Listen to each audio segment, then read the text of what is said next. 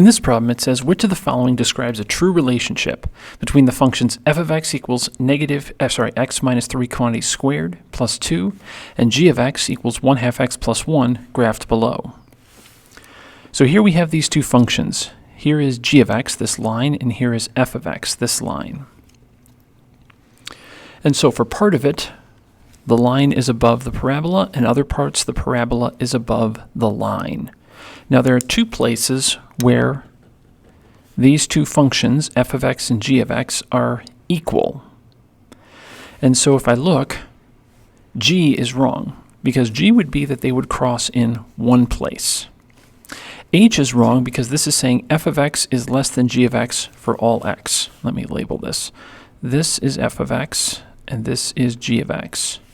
What H is saying is that the graph of f of x is below the graph of g of x the entire time.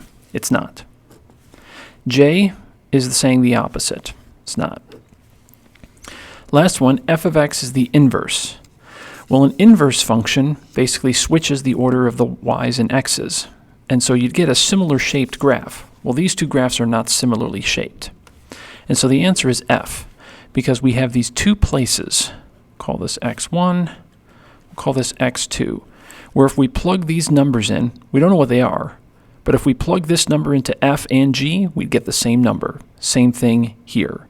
So for these two values of x, whatever they are, f of x equals g of x.